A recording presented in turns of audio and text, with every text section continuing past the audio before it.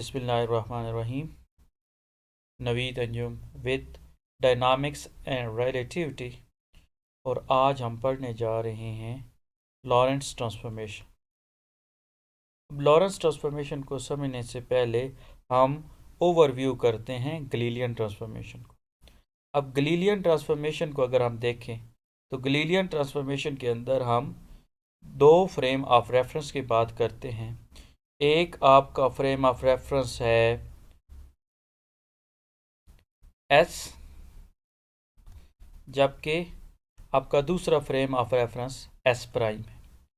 तो दो frame of reference हैं, दोनों इनर्शियल फ्रेम ऑफ रेफरेंस हैं। अब इनर्शियल फ्रेम ऑफ रेफरेंस पहले हम डिस्कस कर चुके कि इनर्शियल फ्रेम ऑफ रेफरेंस ऐसा फ्रेम ऑफ रेफरेंस है जो या तो रेस्ट पे है या फिर मूव कर रहा है विद यूनिफॉर्म वेलोसिटी। ठीक है, तो इनर्शियल फ्रेम ऑफ रेफरेंस हैं दोनों एस और एस प्राइम।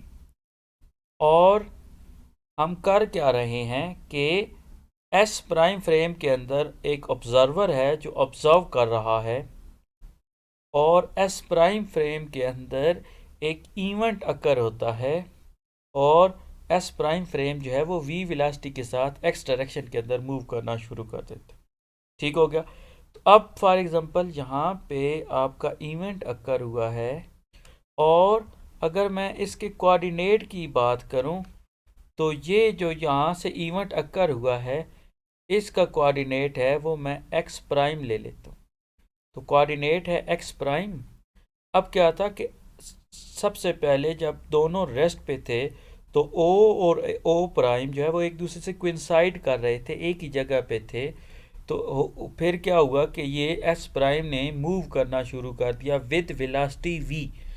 अब अगर विद वेलोसिटी वी है तो इसका मतलब ये हो गया कि आफ्टर टाइम टी ये जो ओ एस प्राइम है वो यहाँ पे चला गया, और इसने कितना डिस्टेंस कवर किया वी टी, क्योंकि टी टाइम और वी वेलोसिटी के साथ मूव कर रहा था तो इसने कितना सफ़र किया वी टी। अब ये जो आपका अब ये इवेंट है, अगर एस फ्रेम के लिहाज से देखूं तो यहाँ से लेकर यहाँ तक जो आपका कोऑर्डिनेट है वो एक्स है। अब आपको ये पता है कि अगर ये वाला आपका एक्स है, ये यहाँ से लेकर यहाँ तक जितना भी डिस्टेंस है अगर वो एक्स है, और हम क्या करते हैं एस प्राइम फ्रेम के अंदर वो जो इधर से डिस्टेंस वो एक्स प्राइम है, तो हमने करना क्या है कि हम इवेंट अकर हो रहा है एस प्राइम फ्रेम के अंदर, हमने उसको कन्वर्ट करना है, ट्रांसफॉर्म करना है एस फ्रेम के अंदर। अब एस फ्रेम के अगर मैं कोऑर्डिनेट की बात करूं तो एक्स वाई जी और टी है, जबकि एस प्राइम फ्रेम के अंदर अगर मैं बात करूं तो एक्स प्राइम है, वाई प्राइम है, जी प्राइम है और टी प्राइम है। और एक और चीज़ कि हम इसके अंदर जो अपनी मोशन कंसिडर कर रहे हैं उसके सिर्फ दो कोऑर्डिनेट्स चेंज हो रहे हैं। एक कौन सा कि वो along the x axis move कर रहा है, तो एक एक्स चेंज हो रहा है और एक आपका टाइम चेंज हो रहा है। तो इसके दो कोऑर्डिनेट्स हैं, कौन कौन से, एक्स और टी। अब अगर मैं इसकी बात करूं तो हमने क्या कहा कि considering the motion only coordinate कौन से हैं, दो, और वो कौन से हैं, एक्स और टी। अब अगर आपने करना क्या चाह रहे हैं कि एक्स प्राइम को मैं कन्वर्ट करना चाह रहा हूँ, ट्रांसफॉर्म करना चाह रहा हूँ एस फ्रेम के कोऑर्डिनेट में जो कि एक्स वाई जी और टी है। तो अब अगर मैं इस इक्वेशन को देखूं, इस डायग्राम को देखूं, तो इसके मुताबिक मुझे जो एक्स है वो क्या आना चाहिए। एक्स क्या है, यहाँ से लेकर यहाँ तक टोटल डिस्टेंस वो किसकी इक्वल होना चाहिए, वी टी, जो कि यहाँ से यहाँ तक है, प्लस एक्स प्राइम। तो बिल्कुल इसी तरीके से लिखा कि x is equal to x prime plus v t. तो एक्स प्राइम क्या होगा इन टर्म्स ऑफ एक्स, तो इससे फिर क्या होगा x prime is equal to x minus v t. अब यहाँ पे एक और चीज़, यहाँ पे हमने ये कंसिडर किया कि टाइम जो है वो कांस्टेंट रहता है, सिर्फ चेंज होता है एक्स कोऑर्डिनेट, और वो क्या हमने लिखा कि x prime is equal to x minus v t. और इसके लिए अगर मैं देखूं तो t prime is equal to t. अब t prime is equal to t इसका मतलब ये होगा कि टाइम इस सारे s prime frame of reference move कर रहा है, लेकिन टाइम चेंज नहीं हो रहा। तो इसके मुताबिक हम क्या कंसिडर कर रहे हैं कि time is an absolute quantity. अच्छा, यही उसका ड्रॉबैक है, क्योंकि हम ये देख चुके कि time is not an absolute quantity. Time is always changing and it depends on the frame of reference। अब अगर फ्रेम ऑफ रेफरेंस आपका मूव कर रहा है तो तब आपका जो इम्प्रॉपर टाइम है वो गामा टाइम्स प्रॉपर टाइम आ जाएगा। तो इसके अंदर जो ड्रॉबैक है गलीलियन ट्रांसफॉर्मेशन, उसके अंदर ड्रॉबैक यही है कि हमने किया क्या कि हमने टाइम को एब्सोल्यूट क्वांटिटी ले लिया। ठीक हो गया। तो ये तो सारा ओवरव्यू था गलीलियन ट्रांसफॉर्मेशन और उसका ड्रॉबैक। ड्रॉबैक क्या है कि हमने टाइम को क्या ले लिया, एब्सोल्यूट क्वांटिटी ले ली। अच्छा जी, तो ये सारा ओवरव्यू हो गया। अब उसके बाद हम क्या करते हैं, चलते हैं लॉरेंस ट्रांसफॉर्मेशन के अंदर। अब लॉरेंस ट्रांसफॉर्मेशन को अगर मैं देखूं तो लॉरेंस ट्रांसफॉर्मेशन के अंदर हम कर क्या रहे हैं कि हमने ये देखा कि गलीलियन ट्रांसफॉर्मेशन के अंदर हम ये देख चुके कि उसने कंसिडर किया कि time is an absolute quantity, जबकि स्पेशल थ्योरी ऑफ रिलेटिविटी कहते हैं कि time is not an absolute quantity. तो इसका मतलब ये हो गया कि ये उसके अंदर फला आ गया। ठीक हो गया। तो इसका मतलब जब हम रिलेटिविस्टिक स्पीड के अंदर बात करेंगे तो ये जो है वो आपका फॉलो नहीं होगा। जब हम स्लो स्पीड के अंदर बात करेंगे तो तब तो t is equal to t prime की इक्वल आता है, लेकिन जब हम रिलेटिविस्टिक स्पीड के अंदर बात करते हैं तो तब टाइम जो है वो एब्सोल्यूट क्वांटिटी नहीं है। तो अब हम चलते हैं लॉरेंस ट्रांसफॉर्मेशन के अंदर। अब उसके लिए हम क्या करते हैं कि लॉरेंस ट्रांसफॉर्मेशन के अंदर अगर मैं देखूं तो लॉरेंस ट्रांसफॉर्मेशन क्या है कि इसके अंदर भी आप सेम दो कोऑर्डिनेट यूज़ कर रहे हैं, दो फ्रेम ऑफ रेफरेंस हैं। कौन कौन से? एक आपका फ्रेम ऑफ रेफरेंस है एस और दूसरा आपका frame of reference S prime है। जब ठीक है, अब अगर मैं इसको देखूं तो एस और एस प्राइम फ्रेम जब रेस्ट पे हैं तो दोनों ओरिजिन एक दूसरे को कोइंसाइड कर रहे हैं।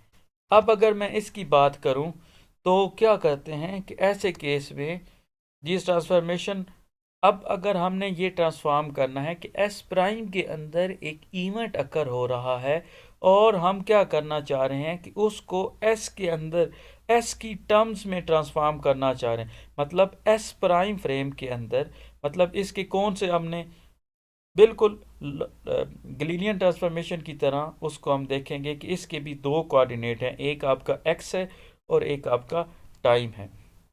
तो अब अगर हम ये करना चाह रहे हैं कि एस प्राइम फ्रेम के कोऑर्डिनेट को इन टर्म्स ऑफ एस लिखना चाह रहे हैं, ट्रांसफॉर्म करना चाह रहे हैं, तो उसके लिए हमारी ये जो ट्रांसफॉर्मेशन है वो कुछ लॉज को फॉलो करेगी। पहला उसमें लॉ क्या है आपका? पहला आपका लॉ है कि ट्रांसफॉर्मेशन मस्ट बी लीनियर। अब ट्रांसफॉर्मेशन मस्ट बी लीनियर, इसका क्या मतलब हो गया? इसका मतलब ये हो गया कि अगर आपका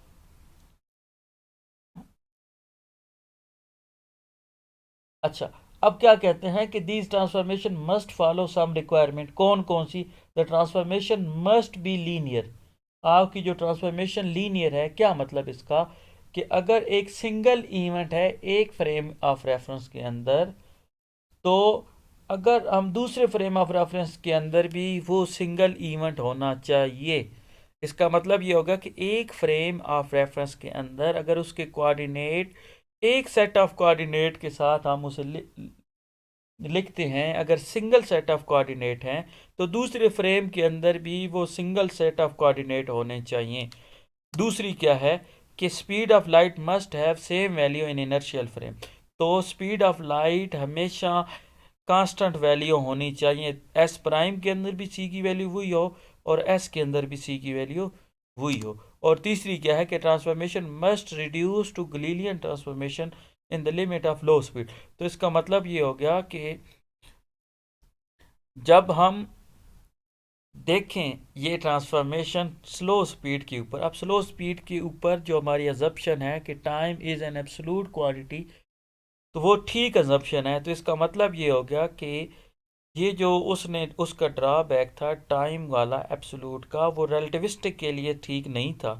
तो जब हम इसको नॉन रिलेटिविस्टिक लिमिट के अंदर अप्लाई करें तो ये लॉरेंस ट्रांसफॉर्मेशन रिड्यूस होनी चाहिए गलीलियन ट्रांसफॉर्मेशन के अंदर। तो अब हम देखते हैं कि सबसे पहले फ्रेम ऑफ रेफरेंस दोनों at time t is equal to zero पे कोइंसाइड कर रहे थे।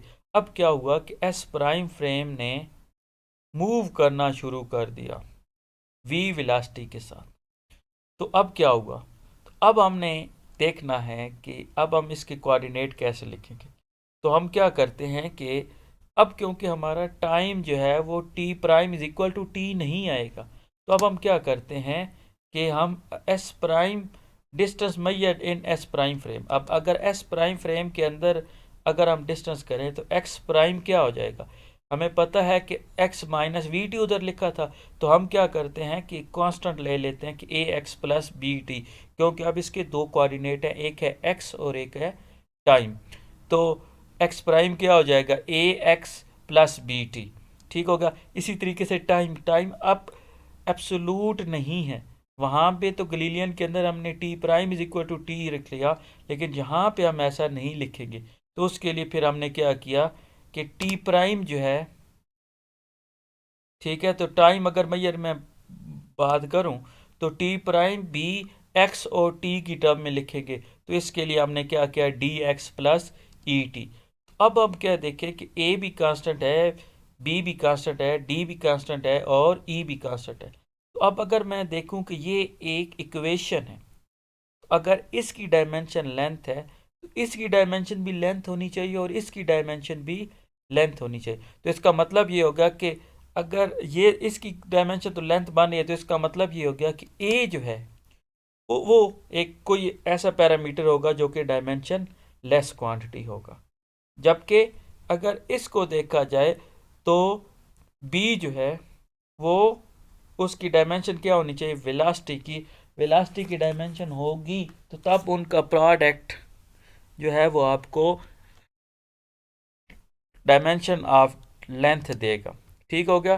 तो a must have dimensionless quantity, जबकि बी आपकी वेलोसिटी की होनी चाहिए। इसी तरीके से डी यहाँ पे भी डायमेंशन लेस होगी, जबकि ई क्या की डायमेंशन क्या होनी चाहिए, आपकी डायमेंशन किसकी होनी चाहिए, वेलोसिटी की डायमेंशन होनी चाहिए। अब हमारे पास क्या है, चार कांस्टेंट हैं ए बी सी डी। अब चारों को निकालना है। अभी तक हमें नहीं पता कि ए बी सी डी की वैल्यू क्या है। तो अब अगर हमने इसको निकालना है तो इसका मतलब हमारे पास 4 सेट ऑफ इक्वेशन होने चाहिए। अब अगर 4 सेट ऑफ इक्वेशन होने चाहिए तो अब हमने क्या कहा, to find this constant we must have 4 equation. तो अब अगर 4 इक्वेशन हैं तो अब 4 इक्वेशन में हम सबसे पहले क्या करते हैं कि motion of origin O prime की मोशन देखते हैं, ठीक है। अब ओरिजिन है ओ प्राइम, तो अगर ओरिजिन है तो सेट ऑफ ओरिजिन होगा तो एक्स प्राइम फिर आपका क्या हो जाएगा, origin move along x axis with x is equal to v t, ठीक हो गया। अब ओरिजिन की मोशन को देख रहे हैं तो अब अगर एक्स प्राइम को देखेंगे तो वो क्या होगा, ओरिजिन होगा, ऐसे ही है। ओरिजिन को ही कंसिडर कर रहे हैं तो एस प्राइम फ्रेम के अंदर अगर हम देखें तो एक्स प्राइम क्या हो जाएगा, आपका ज़ीरो हो जाएगा। जबकि एस के हिसाब से अगर ओ की मोशन देखेंगे तो x is equal to v t हो जाएगा, ठीक हो गया। तो इसी तरीके से आपने क्या कहा कि एक्स प्राइम मूव कर रहा है अलॉन्ग एक्स एक्सिस। अब आप ऑब्जर्व कहाँ पे कर रहे हैं, एस फ्रेम के अंदर आप ऑब्जर्वेशन कर रहे हैं और आप ये कह रहे हैं कि उसका origin x is equal to v t के साथ मूव कर रहा है। तो अब अगर x is equal to v t हो तो x प्राइम क्या हो जाएगा, आपका ज़ीरो हो जाएगा, क्योंकि x प्राइम क्या है, x माइनस वी टी। तो अब अगर x is equal to v t है तो x प्राइम क्या हो जाएगा, ज़ीरो।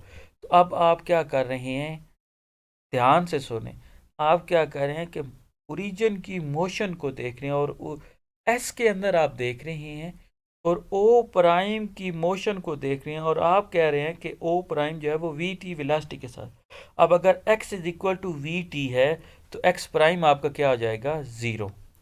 ठीक हो गया। अब अगर एक्स प्राइम 0 आता है तो मैं क्या कर देता हूँ, अब हमें एक्स प्राइम तो हमें ये पता है, अब इसके अंदर वैल्यू पुट कर देते हैं। अब x is equal to v t है, तो इसका मतलब ये हो गया कि x प्राइम 0 हो गया, तो x प्राइम की जगह 0 लिखा और x की जगह मैं क्या लिख देता हूँ, तो यहाँ पे क्या किया, x प्राइम 0, तो ये 0 पुट कर दिया और x की जगह वी टी, तो इसको अगर हम वी टी लिखते हैं तो इधर से हमें वैल्यू मिल जाती है, क्योंकि बी टी को कॉमन लेते हैं, टी को कॉमन लिया तो अब टी नॉन ज़ीरो क्वांटिटी है तो वो उधर जाके ज़ीरो हो जाएगी, तो इसका मतलब a v is equal to b आ जाएगा। इधर से आपका आंसर आएगा v is equal to minus b over a. अच्छा, यहाँ पे तो हमने ओरिजिन ओ प्राइम की बात की है, अब हम मोशन ऑफ ओरिजिन ओ की बात करते हैं। अब आप क्या कर रहे हैं, पहले आप कर रहे थे कि एस के अंदर आप मूव कर रहे हैं, एस के अंदर आप ऑब्जर्व कर रहे हैं जबकि ओ प्राइम मूव कर रहे हैं। अब क्या कर रहे हैं कि आप मोशन ऑफ ओरिजिन की बात कर रहे हैं ओ की, तो इसका मतलब ये हो गया कि आप आपका ऑब्जर्वर जो है वो ओ प्राइम एस प्राइम फ्रेम के अंदर है। अब अगर आपका ऑब्जर्वर एस प्राइम फ्रेम के अंदर है तो वो क्या ऑब्जर्व करेगा कि आपका जो ओ, कि मैं खुद रेस्ट पे हूँ, जबकि वो जो दूसरा कोऑर्डिनेट है एक्स जो है या ओरिजिन ओ है वो पीछे की तरफ मूव कर रहा है, तो इसका मतलब वो जो है वो एक्स प्राइम जो है वो किसकी इक्वल होगा, माइनस वी टी प्राइम के, क्योंकि आप कहाँ पे ऑब्जर्व कर रहे हैं, एस प्राइम फ्रेम के अंदर ऑब्जर्वर है और वो क्या ऑब्जर्व कर रहा है कि जो ओरिजिन ओ है वो पीछे की तरफ मूव किया जा रहा है, तो इसका मतलब माइनस एक्स एक्सिस की तरफ मूव किया जा रहा है, तो ऐसे केस में आपका एक्स प्राइम जो होगा वो माइनस वी टी प्राइम होगा। जब उस इक्वेशन के अंदर गलीलियन की इक्वेशन के अंदर लिखे तो उसके अंदर क्या हो जाएगा, एक्स इज इक्वल टू 0। अब यही इक्वेशन जब मैं इस एक्स प्राइम के अंदर पुट करता हूँ तो मैं x की जगह 0 लिखता हूँ और x प्राइम की जगह माइनस वी टी लिखता हूँ, तो इधर से मुझे इक्वेशन मिलती है x prime is equal to minus b t. और अगर मैं देखता हूँ t प्राइम को तो वो D x plus a T है, तो इधर से मुझे क्या मिल जाता है कि t prime is equal to e t. ठीक हो गया, तो x क्योंकि 0 था और a जो है वो ई टी आ गया। तो अब अगर हमें देखें, सॉरी यहाँ पे आपका ई था क्योंकि टी प्राइम आपने d x plus e t लिखा था। ठीक हो गया, तो इधर से आपका t prime is equal to e t आ गया। अब आपको पता है कि x prime is equal to minus v t prime है, तो मैं क्या करता हूँ कि टी प्राइम को उधर डिवाइड करता हूँ, तो एक्स प्राइम ओवर टी प्राइम किसकी इक्वल होना चाहिए, एक्स प्राइम की वैल्यू मैं माइनस बी टी लिखता हूँ और ई टी टी प्राइम की वैल्यू मैं ई टी लिखता हूँ, तो टी टी से कैंसिल, तो बी ओवर ई जो कि इक्वल है इधर से माइनस वी की इक्वल आ गया। ठीक हो गया, तो यहाँ से तो हमें पता चल के अब हमें दोबारा उन दोनों को समराइज करते हैं। अब अगर मैं देखूँ कि मोशन ऑफ ओ प्राइम हमने क्या दिया, वहाँ पे v is equal to minus b over a है, जबकि मोशन ऑफ ओ हमें क्या दिया, उससे हमें दिया v is equal to minus b over e. अब इन दोनों इक्वेशन को मैं कंपेयर करूँ तो a is equal to e आ जाता है। ठीक हो गया, ये जो दोनों इक्वेशन हैं इसको कंपेयर करता हूँ तो a is equal to e आ जाता है। तो अब अगर a is equal to e आया और तो इधर से हमें क्या मिला, b is equal to minus a v, तो पहली इक्वेशन जो ऊपर ये वाली जो इक्वेशन है इसके अंदर b is equal to minus a v. अब तो यहाँ पे हमें दो चीज़ें मिल गई, a is equal to e है और b is equal to minus a v. तो अब मैं क्या करता हूँ कि ये दोनों जो वैल्यूज़ हैं वो उसके अंदर लिखता हूँ। अब x प्राइम क्या था, ए एक्स प्लस बी टी, तो अब b की जगह माइनस ए वी मैंने लिख दिया। अब इसी तरीके से t प्राइम क्या था, D x plus e T, अब a is equal to e आया तो माइनस ए टी आ गया। ठीक हो गया, अब उसके बाद ये तो आ गया, तो इसका मतलब ये हो गया अगर मैं इसको देखूं तो हमें इक्वेशन ट्रांसफॉर्म हो गई सिर्फ डी और ए में। ठीक हो गया। तो इसका मतलब ये हो गया कि मोशन ऑफ ओरिजिन को अगर हम देखें तो इसने हमारे दो रिड्यूस कर दिए। ठीक हो गया। तो अब हमारे एक्स प्राइम और टी प्राइम सिर्फ डी और ए की फॉर्म में है। तो अब हमें मज़ीद दो इक्वेशन चाहिए। तो इसके लिए हम क्या करते हैं कि हम सेकेंड पोस्टुलेट को यूज़ करते हैं, स्पेशल थ्योरी ऑफ रिलेटिविटी। अब स्पेशल थ्योरी ऑफ रिलेटिविटी का सेकेंड पोस्टुलेट था कि आपकी स्पीड जो है ऑफ लाइट जो है वो हमेशा कांस्टेंट रहती है इनर्शियल फ्रेम के अंदर। तो अब सेकेंड पोस्टुलेट को हम देखते हैं कि c is same in all inertial frame. तो सारे इनर्शियल फ्रेम के अंदर सी की वैल्यू सेम रहनी है। तो अब अगर सी की वैल्यू सेम रहनी है तो इसका मतलब ये होगा कि x is equal to c t आएगा, जबकि x prime is equal to c t prime होगा। तो यहाँ पे देखें कि सी की वैल्यू सेम है चाहे वो x फ्रेम है या x प्राइम फ्रेम है। तो अब हम देखते हैं इसको। अब हमें पता है कि x प्राइम जो है वो a x minus a v into t है। तो अब हम क्या करते हैं कि x प्राइम की जगह उसकी वैल्यू पुट कर देते हैं। जैसे ही हम वैल्यू पुट करते हैं तो उधर से हम t प्राइम की वैल्यू निकलती है minus a x over c minus a v t over c. अब हम देखते हैं कि अब हम दूसरी इक्वेशन देखते हैं टाइम की। टी प्राइम हमें मिल गया D x plus a T. तो अब हम क्या करते हैं, इधर से इस इक्वेशन से हमें टी प्राइम मिला क्या, a x over c minus a v over c. जबकि इस इक्वेशन से क्योंकि x is equal to c t था तो इसकी वैल्यू पुट की, तो इधर से टी प्राइम हमें ये मिला। तो अब मैं क्या करता हूँ कि ये जो दोनों टी प्राइम हमने निकाले हैं इनको मैं कंपेयर कर लेता हूँ। तो एक टी प्राइम ये निकाला, दूसरा टी प्राइम ये, अब इनको कंपेयर कर देता हूँ। जैसे ही मैं कंपेयर करता हूँ तो d c t plus a t वो इक्वल हो गया इसके। अब ये जब इक्वल करते हैं तो इधर से मुझे थोड़ा सा मैं सॉल्व करता हूँ तो d की वैल्यू मुझे मिल जाती है जो कि minus a v over c square है।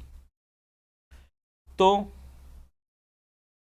उसके बाद फिर मैं देखता हूँ कि x प्राइम क्या है, a x minus a v into t. तो अब मैं क्या करता हूँ कि यहाँ पे मैं d की वैल्यू पुट कर देता हूँ। ठीक हो गया। ठीक है। तो x प्राइम के अंदर ये हमारा आ गया a x minus a v into t. T prime के अंदर क्या था कि हमारा d की वैल्यू उसके अंदर टी प्राइम के अंदर पुट की तो उधर से हमारा ये रिलेशन निकल आया। तो अब अगर मैं इसको मज़ीद सिंप्लीफाई करूं, अच्छा तो ये हमारी x की वैल्यू आ गई, सॉरी ये हमारी x की वैल्यू आ गई, x प्राइम की वैल्यू। और जब d की वैल्यू t प्राइम के अंदर पुट की इसके अंदर तो हमारे t प्राइम की वैल्यू ये आ गई। अब ये तो आपने s प्राइम फ्रेम के अंदर। अब एक बात और जहन में रखें कि अगर आप इधर से इक्वेशन को ट्रांसफॉर्म करना चाह रहे हैं x प्राइम की जगह आप x की वैल्यू फाइंड आउट करना चाह रहे हैं तो आपको सिंपल करना क्या है कि v को माइनस वी पुट करेंगे तो प्राइम कोऑर्डिनेट अनप्राइम कोऑर्डिनेट के अंदर आ जाएंगे। तो x प्राइम है तो अब अगर x के अंदर लेके आना है तो आपने सिंपल v की जगह माइनस वी पुट करना है। तो अब v की जगह जब आप माइनस वी पुट करेंगे तो ये आपका आंसर आ जाएगा। इसी तरीके से t प्राइम से t मतलब प्राइम कोऑर्डिनेट से अनप्राइम देखना है तो अब यहाँ पे v की जगह माइनस वी पुट करेंगे तो आपको वो आंसर मिल जाएगा। ठीक हो गया। तो अब ये चीज़ आ गई। अब उसके बाद आपका सिंपल एक स्टेप है। तो आप क्या करते हैं कि आपको पता है कि x prime is equal to a x minus a v into t है। तो हम क्या करते हैं कि x की वैल्यू पुट कर देते हैं इसके अंदर और t की वैल्यू, x की वैल्यू ये पुट की, t की वैल्यू मैं ये पुट करता हूँ और इसको मैं थोड़ा सा अंदर मल्टीप्लाई करता हूँ तो इधर से क्या होता है कि ये सेम क्वांटिटी है और ये सेम क्वांटिटी, ये आपस में कैंसिल आउट हो जाती है। और बाकी जब हम कॉमन लेते हैं तो ये चीज़ आ गई एक्स प्राइम से कैंसिल, तो इधर से हमें a की वैल्यू मिलती है जो कि इक्वल होता है 1/1 minus v square over c square जो कि इक्वल है गामा के इक्वल है। तो ए की वैल्यू हमें आ गई, तो ए की वैल्यू हम पुट करते हैं इसके अंदर, तो इधर से एक्स प्राइम हमें आ जाता है minus gamma x minus v t, जबकि टी जो है वो टी प्राइम आ जाता है gamma t into minus v x square over c square. अब ये तो प्राइम कोऑर्डिनेट हो गए, और अगर आपने अनप्राइम्ड कोऑर्डिनेट लिखने हैं तो आपने सिंपल क्या करना है, वी को माइनस वी के अंदर पुट करते हैं। और इसी तरीके से क्योंकि हमने मोशन जो है वो सिर्फ एक्स और टी कोऑर्डिनेट यूज़ किए थे, तो इसका मतलब जेड और वाई कोऑर्डिनेट अनचेंज हो गए। ठीक हो गया। अब अगर इन्वर्स ट्रांसफॉर्मेशन की अगर बात करें तो क्या करना है, आपने v की जगह सिंपल माइनस वी पुट करना है। तो इधर से अगर x प्राइम से x में आना है तो आपने सिंपल क्या करना है, x की जगह x प्राइम, v को माइनस वी पुट करना है और t की जगह t प्राइम। इसी तरीके से t के अंदर आना है तो आपने t को t प्राइम, x को x प्राइम और v को माइनस वी करेंगे तो आंसर प्लस आ जाएगा। तो आज के लिए इतना ही, नेक्स्ट लेक्चर में हम जल्दी हाजिर होंगे। तब तक के लिए अल्लाह हाफिज़, थैंक यू।